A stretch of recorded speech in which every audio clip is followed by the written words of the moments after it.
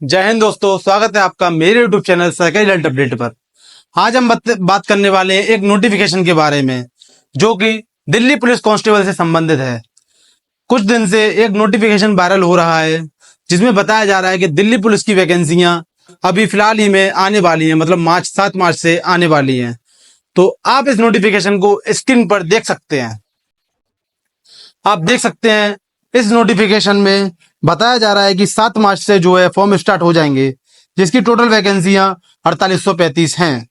तो मैं आपको बता देता हूं, एसएससी की वेबसाइट ने या एसएससी के कैलेंडर ने अभी ऐसे किसी भी तरह का नोटिफिकेशन नहीं दिया है।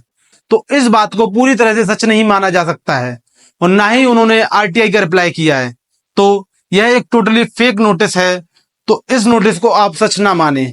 जैसे ही ऐसी कोई अपडेट आती है आपको मेरे माध्यम से ये अपडेट तुरंत मिल जाएगी। चलिए, ये तो बात रही एक फेक नोटिफिकेशन की। अब हम बात कर लेते हैं कि ये वास्तव में दिल्ली पुलिस होता क्या है और इसमें क्या क्या क्वालिफिकेशंस चाहिए। इन सब के ऊपर आज हम बात कर लेते हैं, क्योंकि आपको पता है कि ये वैकेंसियां जो है हर साल आती हैं और आनी भी है। तो आपको पता तो एटलीस्ट होना चाहिए कि इसके लिए क्या तैयारी करें और क्या उसका पूरा प्रोसेस होता है। तो चलिए, आज हम बात करते हैं इस वैकेंसी के बारे में। आपको ये पता होना भी बहुत जरूरी है।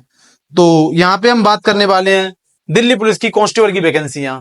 तो अभी तो ये नहीं आई है, ना इनका कोई नोटिफिकेशन आया है, लेकिन हमकी जो इसकी एलिजिबिलिटी है हम उसके बारे में थोड़ा बात कर लेते हैं जो सबको पता होनी चाहिए।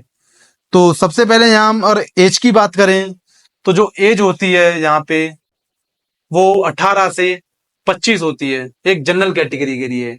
यदि आप जनरल कैटेगरी से हैं तो आपकी एज 18 से 25 होना अनिवार्य है, और यदि आप इसके बीच में हैं तो आप इस फॉर्म को अप्लाई कर सकते हैं।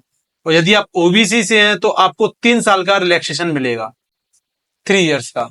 और आप यदि एससी एसटी से हैं तो आपको 5 साल का रिजर्वेशन मिलेगा, रिलैक्सेशन। तो जो एससी एसटी वाले हैं वो 30 साल तक अप्लाई कर सकते हैं, जो ओबीसी वाले हैं वो 28 साल तक अप्लाई कर सकते हैं। हम इसकी क्वालिफिकेशन की बात करते हैं तो यदि आप ट्वेल्थ पास हैं तो आप इस फॉर्म के लिए अप्लाई कर सकते हैं। यहां हम इसके एग्जाम पैटर्न की बात कर लेते हैं। तो इसका जो एग्जाम पैटर्न है वो सीबीटी होता है, कंप्यूटर बेस्ड टेस्ट, सीबीटी। मतलब ये कंप्यूटराइज्ड पेपर होता है, हमें ये एग्जाम जो है कंप्यूटर पे देना होता है। और ये जो है पूरा टोटल 100 मार्क्स का होता है। इसमें हमारी जो नेगेटिव मार्किंग होती है वो 1.4 की होती है, नेगेटिव मार्किंग। यदि आप जैसे कि आपने एक क्वेश्चन गलत किया है तो आपके 0.25 मार्क्स काट लिए जाएंगे क्वेश्चन गलत करने पे। और यहाँ पे हम एग्जाम की बात करें, इसमें क्या क्या सब्जेक्ट होते हैं तो ये जो है इसमें 4 पार्ट में डिवाइड होता है। तो सबसे पहले तो इसमें जीएस होता है, उसके बाद इसमें आता है रीजनिंग के बाद इसमें आता है मैथमेटिक्स, और मैथमेटिक्स के बाद आती है इसमें कंप्यूटर। यहाँ पे इंग्लिश या हिंदी का कोई रोल नहीं होता है, जैसे कि हमारे और एसएससी के एग्जाम में इंग्लिश होती है, यहाँ पे इंग्लिश की जगह हमको कंप्यूटर दे दिया है। तो इसका जो वेटेज है वो भी बहुत अलग अलग तरीके से बांट रखा है। जो जीके उसमें जो है इसके 50 क्वेश्चन आते हैं जीके के, और रीजनिंग के इसमें 25 क्वेश्चन आते हैं, और 15 क्वेश्चन इसमें मैथ्स के आते हैं, और 10 क्वेश्चन जो इसमें कंप्यूटर का वेटेज रहता है। तो आप देख सकते हैं इसमें जो सबसे ज्यादा वेटेज है वो जीएस का रहता है। यदि आपका जीएस अच्छा है तो आप इस पेपर को इजीली क्वालिफाइड कर सकते हैं। यहाँ बात चल रही है केवल जीएस की। रीजनिंग तो आपको पता है मोस्टली बच्चों का अच्छा रहता है, मैथ भी सब लोग कर लेते हैं, थोड़ा कंप्यूटर पढ़ लेंगे आप तो कंप्यूटर भी हो जाएगा। तो ये तो पूरा 50 नंबर का रहता है। यदि आप यहाँ पे 50 में से 40 मार्क्स भी ले आते हैं तो भी आपका काम बन जाएगा, क्योंकि आपको यहाँ पे जीएस में से केवल 25 मार्क्स लाने होंगे।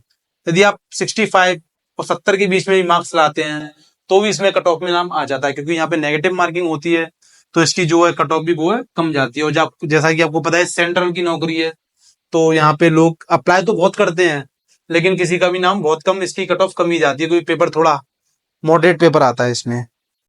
हम यहाँ इसकी फिजिकल क्वालिफिकेशन की बात करें तो इसमें जो है 1600 मीटर की रनिंग होती है बॉयज के लिए। 1600 मीटर आपको 6 मिनट के अंदर मारनी होती है। 6 मिनट के अंदर आपको 1600 मीटर का राउंड कंप्लीट करना होता है बॉयज के लिए, और फीमेल के लिए यही 1600 मीटर जो है 8 मिनट में करनी होती है। यदि आप महिला हैं तो आपको यह है, ये बॉयज के लिए 6 मिनट में होगा और फीमेल के लिए यहाँ पे आपको 2 मिनट एक्स्ट्रा मिलेंगे। और यहाँ हम इसके बारे में और क्या बात कर सकते हैं, कट ऑफ का मैंने आपको बता दिया कि इसमें कट ऑफ कमी रहती है। और बाकी आपके पास अगर कोई भी डाउट हो तो आप मुझे कमेंट सेक्शन में पूछ ले इससे रिलेटेड। इसकी जो फॉर्म की फीस रहती है वो जनरल के लिए 100 रुपये रहती है, जनरल ओबीसी के लिए, और SC ST के लिए ये फॉर्म फ्री होता है। SC ST के लिए फॉर्म फ्री होता है। और बाकी मुझे नहीं लगता कि इसके बारे में कुछ और आपको जानने की जरूरत है। ये बेसिक इन्फॉर्मेशन थी जो आपको जानने की जरूरत थी। और बाकी इसकी वैकेंसियां जो है आपको जब SSC का कैलेंडर आएगा उसी में देखने के लिए मिल सकती हैं। और इस बार कम से कम 5,000 प्लस ये वैकेंसियां देखने को मिलेंगी। 5,000 प्लस ये वैकेंसियां देखने को मिलेंगी। और बाकी जैसे भी कोई भी इंफॉर्मेशन आती है मैं आपको अपने चैनल के माध्यम से बताता रहूंगा। और ऐसी अपडेट्स के लिए मेरे चैनल को सब्सक्राइब जरूर करें। आशा करता हूं आपके सारे डाउट क्लियर हो गए होंगे। यदि फिर भी कोई डाउट बच जाता है तो आप मुझे कमेंट सेक्शन में जरूर बताएं, मैं आपके डाउट को जरूर क्लियर करूंगा। जय हिंद।